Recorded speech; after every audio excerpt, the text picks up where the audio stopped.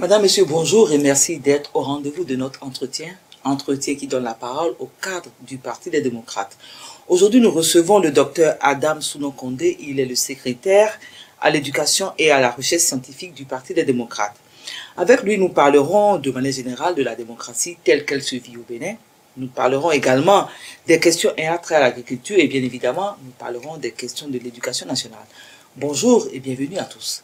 Cette émission sera co-animée avec Clément Ouinsavi. Clément, bonjour. Bonjour Francine Chavi, merci d'être là, docteur Souno Kondé. C'est moi. Voilà.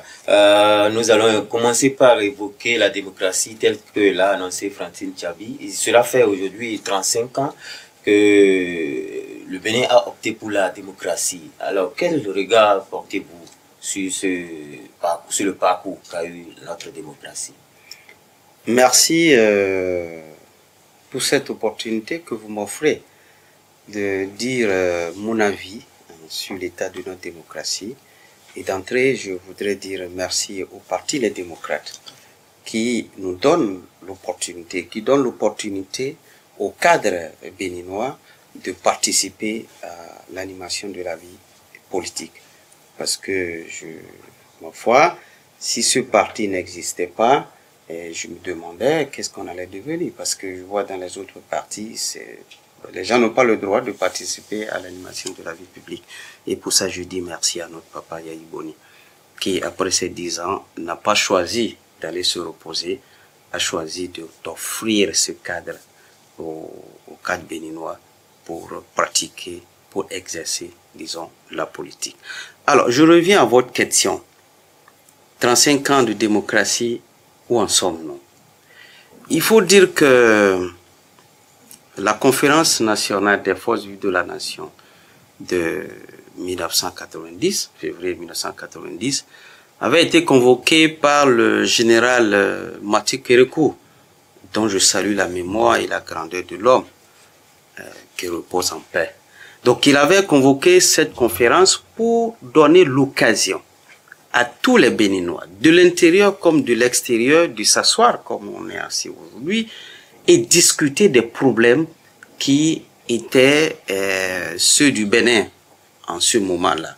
Discuter et trouver des solutions à ces problèmes. Des problèmes qui étaient d'ordre politique, d'ordre économique et social. Je crois pour ceux qui avaient un certain âge en ce moment, on se souvient encore de l'ampleur de ces problèmes. Mais comme l'homme était grand, il a fait appel à tous les fils et à toutes les filles du pays pour dire venez, asseyons-nous, réfléchissons et trouvons des solutions. Gloire à Dieu. Et de cette conférence, eh bien, il est sorti beaucoup de choses qui font la fierté du Bénin et de l'Afrique tout entière. Parce que la conférence nationale des forces vives de la nation du Bénin a fait école. Ça a servi de modèle à beaucoup de pays africains et surtout ouest-africains. Et la constitution qui a résulté, disons, de cette conférence a servi également de modèle à beaucoup de pays dans l'élaboration de leur constitution. Donc aujourd'hui, tous les Béninois sont fiers de leur démocratie qui a résulté de la conférence nationale des forces vives de la nation. Donc c'était un succès. Cette démocratie, aujourd'hui 35 ans, eh bien, elle s'est portée mieux à un moment donné, mais depuis un certain temps, je sais que nous allons en parler, elle a commencé par amorcer une descente. C'est certain temps-là, c'est à partir de quel moment? À partir de 2016, tout le monde le sait. La démocratie a commencé une descente à partir de 2016. Mais il faut dire que... Vous parlez de 2016 parce que vous êtes du Parti Les Démocrates et... Non, les faits vont le prouver tout à l'heure, puisque je sais que vous allez me poser des questions sur les dérives démocratiques que nous vivons depuis 2016. Bon, je voudrais qu'on parle d'abord de ce qui a été bien. Alors, la conférence nationale a permis quand même d'avoir une constitution qui nous met sur le chemin de la démocratie. Et par cette constitution, nous avons pu mettre quand même un certain nombre d'institutions qui, à un moment donné, ont fonctionné quand même de façon acceptable. Hein. Avec la démocratie, on a pu avoir un parlement qui légifère, qui a eu quand même à voter un certain nombre de lois positives. On va en parler tout à l'heure. Nous avons eu la Cour constitutionnelle, dont les hommes qui l'ont animée ont été quand même braves. Je pense à notre maman. Conception Ouessou. Conception Ouessou, elle a été brave. Que Dieu la bénisse. Il y a d'autres personnes qui sont passées par là, qui ont été donc de braves hommes et de braves femmes, et qui n'ont pas démérité. On a eu le Conseil économique social, on a eu la HAC, la Cour suprême. Donc ça, c'est des acquis de la démocratie. Et également, les libertés ont été vécues au Bénin. Liberté d'expression. On a vu sous Yayi comment les journalistes, l'opposition animaient effectivement l'opposition. C'est les libertés. Aujourd'hui, les journalistes continuent d'animer. Est-ce qu'il y a même des plateformes d'animation? Il n'y a plus de télévision privée. Il n'y a plus de radio privée. Même les groupes WhatsApp, on ferme. Où est la plateforme où les gens vont s'exprimer? Pourtant, aujourd'hui, on constate, vous parlez de télévision privée, il y en a dans le pays. Oui, c'est les télévisions qui existent aujourd'hui, on connaît leur performance. Je vous dis, au moment où le président Yayi, notre papa, était au pouvoir, toutes les télévisions privées qui étaient les plus virulentes dans l'animation de la vie politique, dans l'animation de l'opposition, où sont ces télévisions aujourd'hui? Vous voulez que je les cite? Animation n'est pas synonyme de dérive, docteur. Non, animation n'est pas synonyme de dérive. Ils ont joui de la liberté.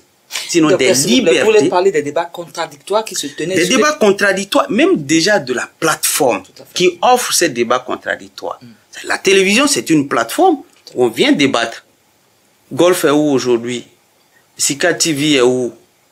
Radio Soleil FM, c'est où?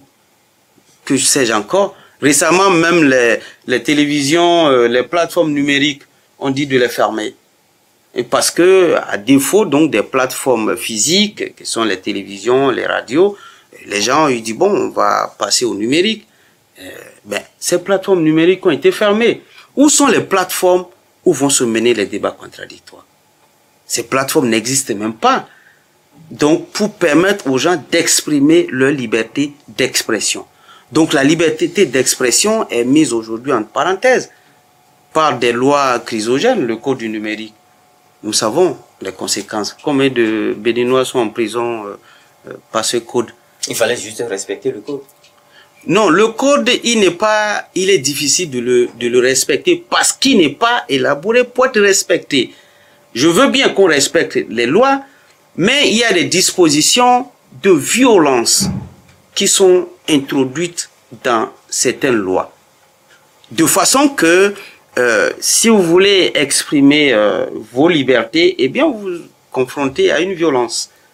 Et malheureusement, ce sont ceux-là qui ont élaboré ces lois qui trouvent qu'aujourd'hui d'autres sont violents.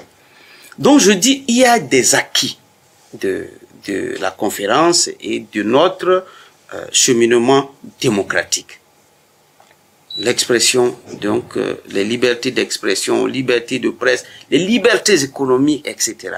Mais comme je le disais tantôt, depuis 2016, ces libertés sont menacées. Il n'y a plus de liberté d'expression.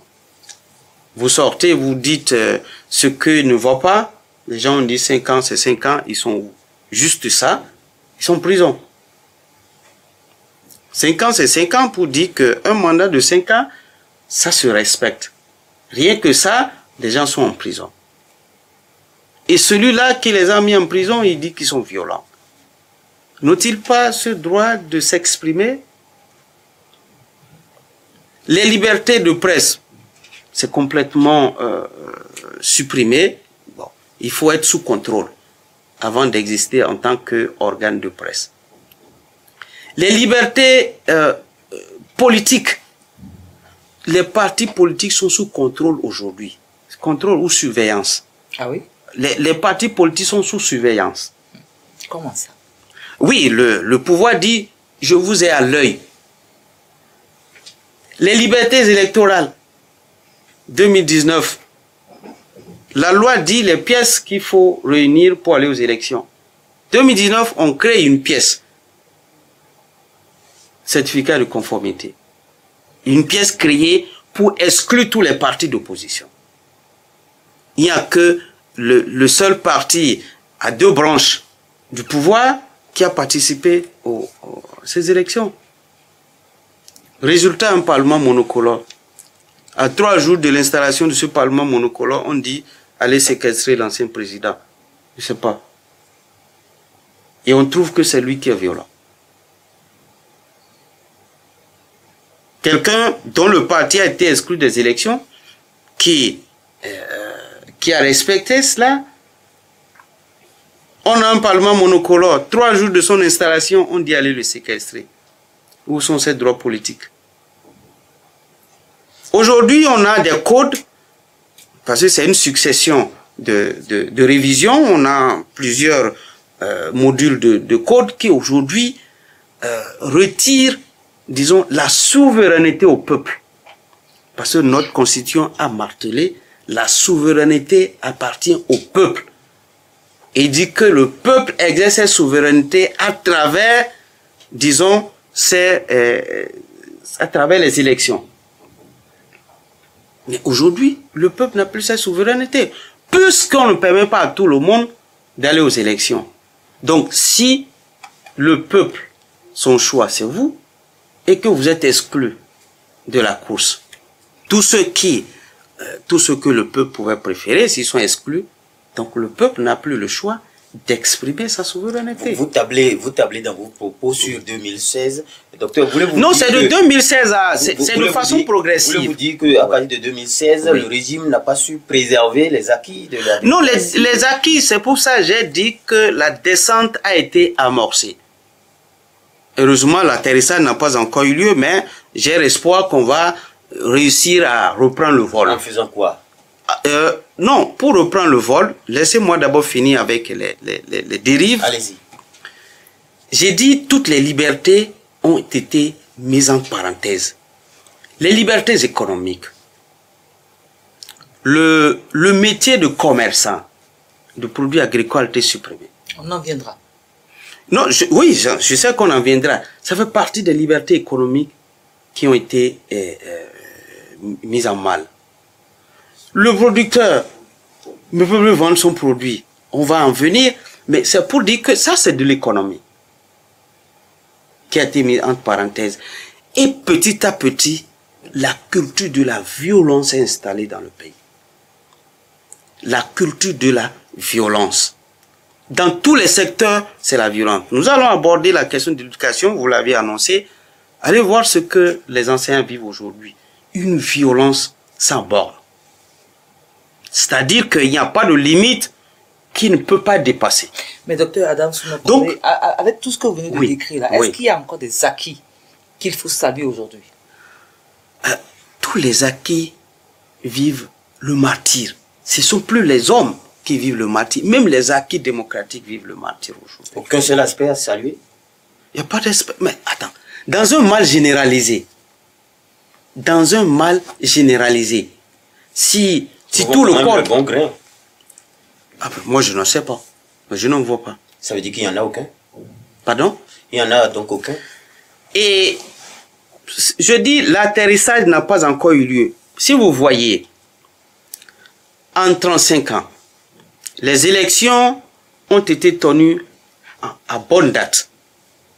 D'accord? Dans aucune élection, il y a eu bain de sang. Dans aucune élection, il y a eu de violence. C'est la fête électorale que nous avons connue. En 35 ans, nous avons connu 4 présidents.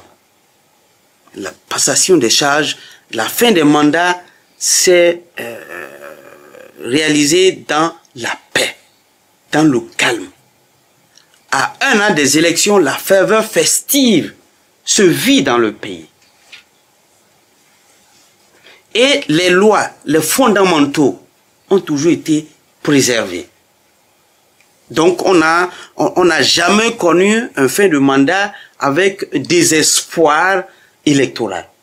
Aujourd'hui, nous sommes dans un désespoir électoral. Personne ne peut dire avec certitude que les élections auront lieu à cause des lois qui ont été votés pour encadrer les élections aujourd'hui.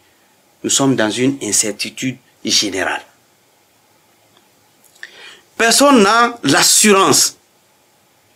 Nous le souhaitons vivement, mais on n'a pas l'assurance avec cette culture de violence qui a été installée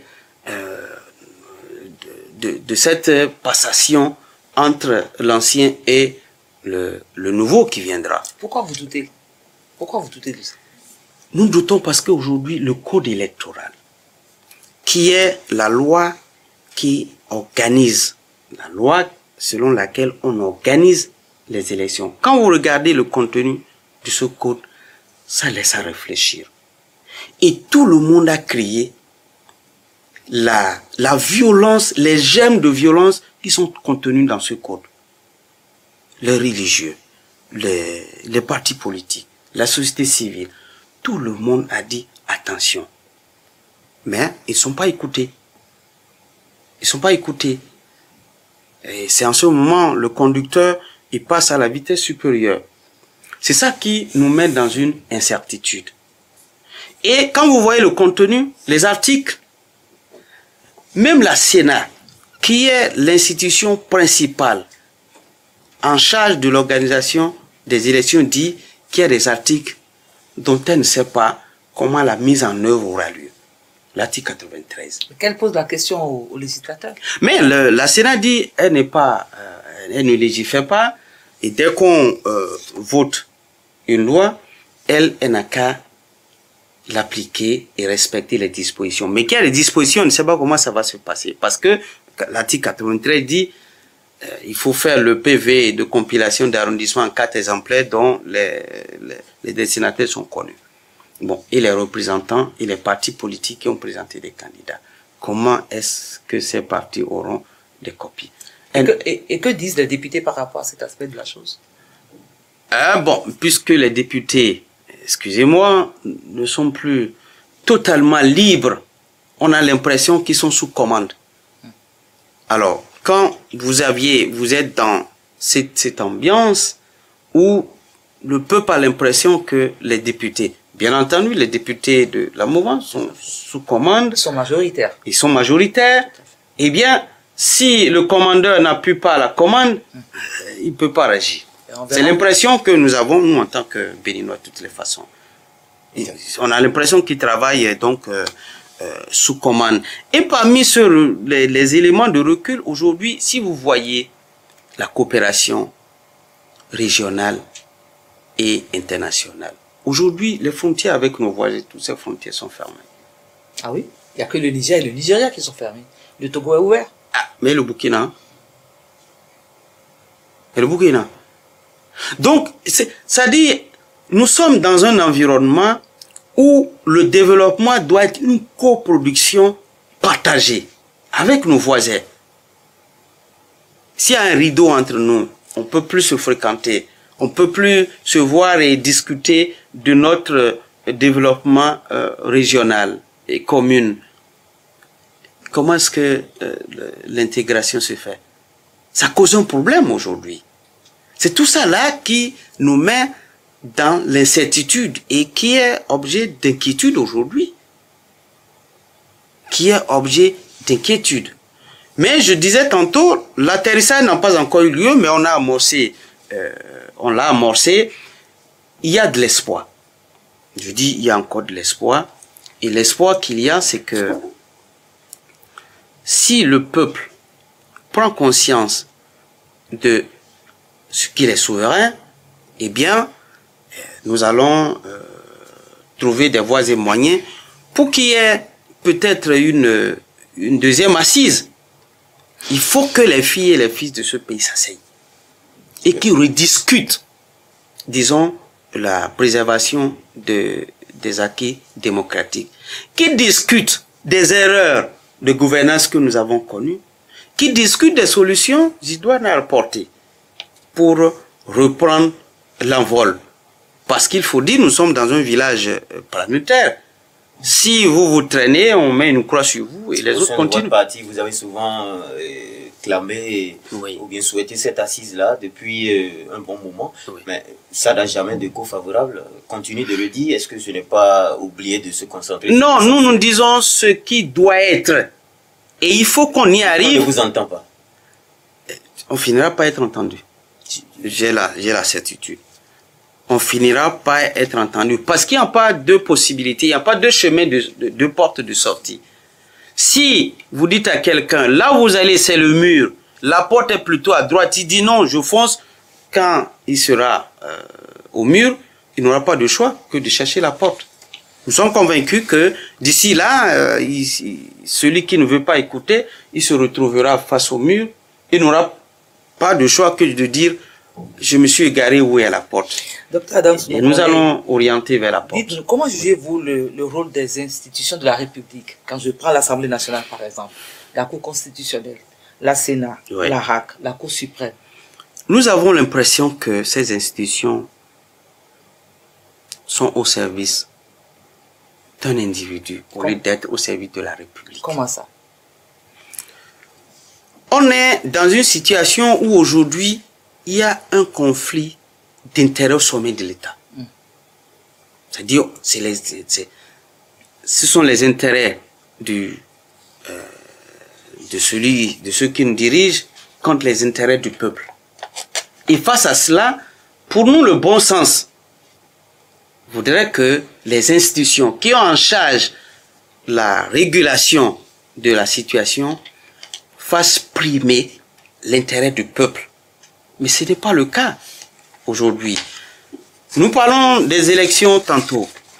Le code électoral, tout le monde a crié que ce code est porteur de germes de violence.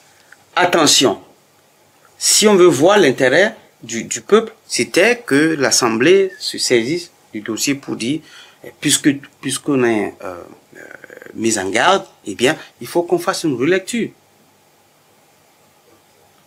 Et dans ces cas, nous disons certainement, l'Assemblée ne fait pas primer l'intérêt du peuple. Le code du numérique, tout le monde crie que ce code, c'est plutôt un code de violence, un code qui met en mal la liberté d'expression des citoyens. Il faut que le code soit relu. L'institution qui a en charge cela ne se prononce pas. Donc c'est pourquoi je dis, nous avons l'impression, et en tout cas c'est notre impression au niveau du parti, que les institutions sont au service d'un individu, au lieu d'être au service du peuple. Et notre appel, c'est que ces institutions reviennent à la vérité et que les institutions, les travailleurs, le peuple se mettent au service de la République plutôt qu'au service d'un individu. Et ça, il faut qu'on revienne à cela. Il faut qu'on revienne à cela. C'est la seule porte de sortie.